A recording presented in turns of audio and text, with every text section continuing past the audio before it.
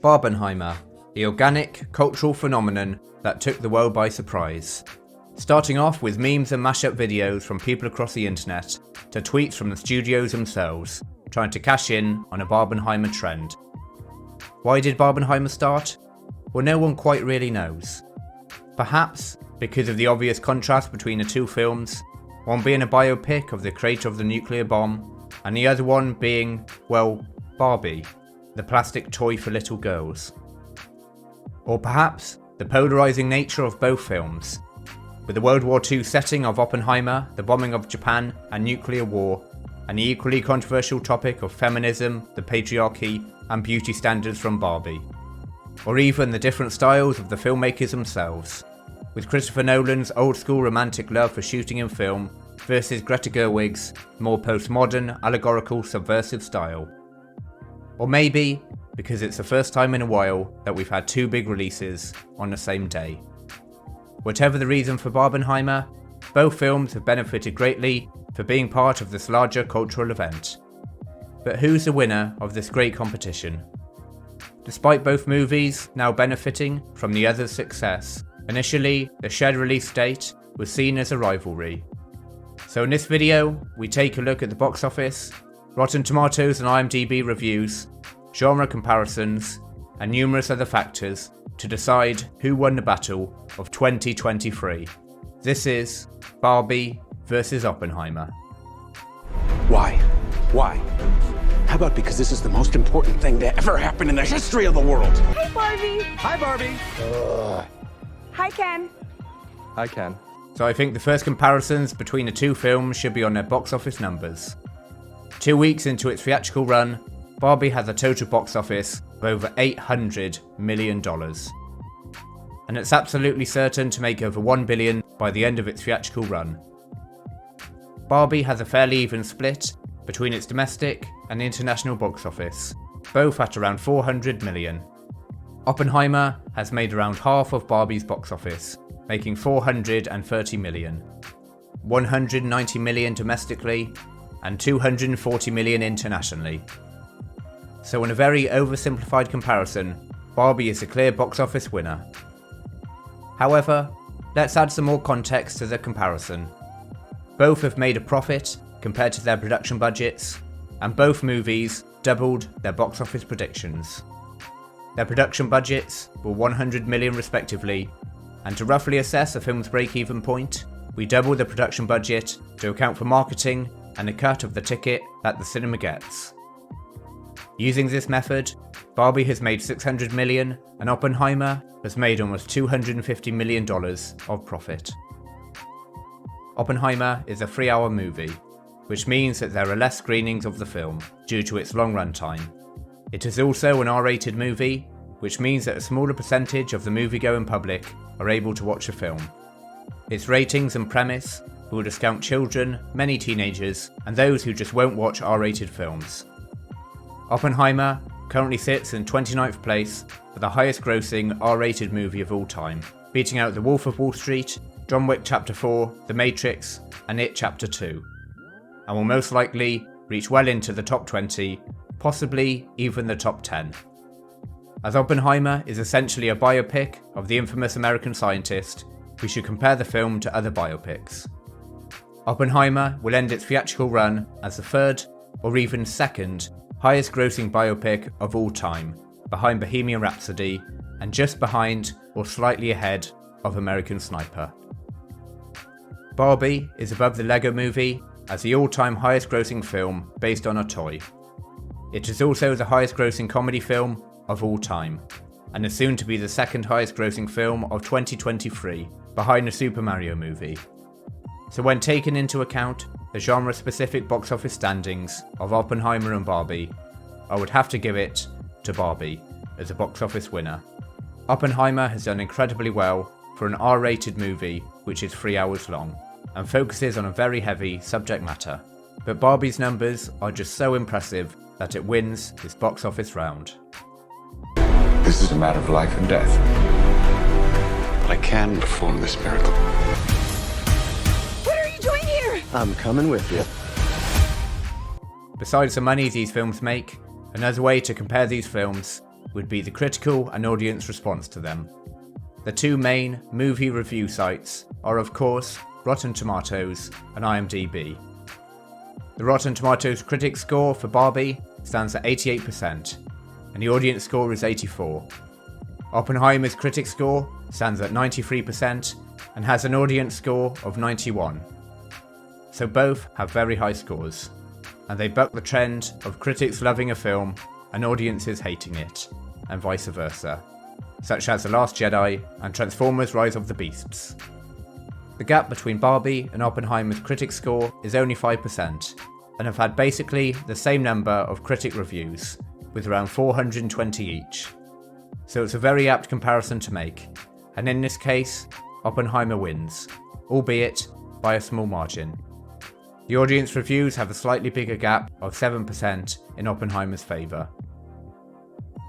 Barbie's score on IMDb is 7.4, which is good, but quite far off Oppenheimer's score of 8.7 out of 10.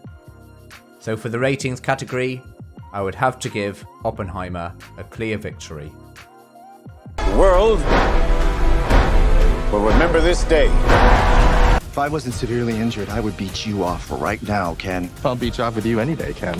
The final category to compare is the actors and directors. How the box office compares to the respective directors' filmography, and the potential for awards for those in front and behind the cameras. Christopher Nolan is one of the few big directors whose name precedes the films he makes.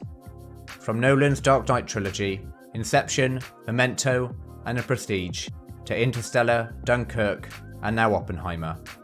Nolan is well established as one of the best directors and producers in the business, with his films grossing a combined $5 billion at the box office. And among Nolan's great list of films, Oppenheimer currently ranks 6th in terms of its box office return. Again, it's worth repeating that Oppenheimer is R-rated, and is in fact Nolan's first R-rated film in 20 years, since Insomnia and Memento in the years 2002 and 2000. So it really has done incredibly well. Nolan is surprisingly yet to win an Oscar. He's been nominated 5 times, but has never won. Oppenheimer will be in serious contention for Best Picture at the next Oscars, so conceivably Oppenheimer could be the film to get him that elusive title of being an Oscar winner. Cillian Murphy, who has been playing supporting roles in many of Nolan's films, has never really been the leading man in a major movie. It's true that Murphy's fame has grown with his portrayal of Thomas Shelby in the BBC show Peaky Blinders, but Oppenheimer was a real step up, with Cillian playing the lead of a blockbuster film. Murphy's performance is being praised by pretty much every critic, as is Robert Downey Jr.'s, meaning that Oppenheimer is likely to be an Oscar award-winning film, whether it be for direction, Best Picture, lead actor with Cillian Murphy, or supporting actor with Robert Downey Jr. If we take a look at Barbie, director Greta Gerwig is much less well known, and despite not being a household name, which may change due to Barbie's success, Gerwig is an accomplished actor and director. Initially as an actress in comedies and indie films in the 2000s and early 2010s, in films such as No Strings Attached. Gerwig has moved to directing and screenwriting over the last decade, directing Lady Bird and Little Women, both of which received high praise from critics. She also received 2 Oscar nominations for her screenplays and 1 for directing. Barbie, however, is a whole new level for the actress turned director. Little Women was her biggest film up to now in terms of box office performance, and returned $218 million. Barbie has almost quadrupled that, and is on track to reach over $1 billion worldwide. Gerwig is announced to be directing 2 Netflix Narnia movies in the coming years, so it's certain that we will be hearing a lot more about Gerwig over the next decade or so. If we look at the lead actress Margot Robbie, who since Wolf of Wall Street has been seen as one of the best young actresses in Hollywood, Barbie is the highest grossing film of her career. After her critically praised performance in the much maligned Suicide Squad, and starring in the not particularly loved Birds of Prey or Babylon, Barbie is perhaps a career-defining movie for Margot Robbie. Ryan Gosling as Ken has an outside chance for an Oscar or Golden Globe, but I somewhat doubt he would win. As is the case for Margot Robbie, Barbie is Ryan Gosling's highest grossing movie, almost doubling his previous highest, La La Land. Barbie has a slim but still possible chance of winning one of the major awards. Counting against it is the fact that it's a comedy and a big blockbuster popcorn film, and normally comedies and blockbusters don't do too well at the Oscars, save for a few exceptions like Top Gun Maverick. But for categories such as Best Original Song, Production Design, Hair and Makeup, or Best Comedy, Barbie has a good chance of nomination and maybe even winning. So in its favour, Barbie has got the huge jump in notoriety for director Greta Gerwig, outside shots at Academy Awards, and potentially career-defining performances from Robbie and Gosling. But Oppenheimer has a real shot at winning an Oscar or two, introduces Cillian Murphy as a leading man, elevates Robert Downey Jr. above his portrayal as Iron Man as a fantastic actor in multiple genres, and is one of Nolan's best among his gold standard filmography. So I'm just going to give the win to Oppenheimer in the actors and directors category, meaning that the winner of the Barbenheimer battle by 2-1 is Oppenheimer. It's incredibly close, with Barbie's numbers cementing it as one of the biggest comedies of all time, and most likely the second highest grossing movie in 2023. But Oppenheimer's extraordinary high review scores, its real potential for Oscar glory, on top of outperforming box office predictions at the 3-hour-long R-rated biopic, means for me, it just trumps Barbie's success. Both of them are winners for sure, and if we want to declare a real loser, it would have to be Mission Impossible: Dead Reckoning. Despite a pretty good box office, it's likely to make less than its predecessor, Mission Impossible: Fallout, and had its theatrical run shortened by Barbie and Oppenheimer. So now I would like to know, what do you think? Am I right in giving Oppenheimer the nod over Barbie? And how would you score both films out of 100? If you're new here, then perhaps consider subscribing to Film Club. I review all the major films and shows on their release, as well as the occasional video essay. Thank you for watching, and see you again.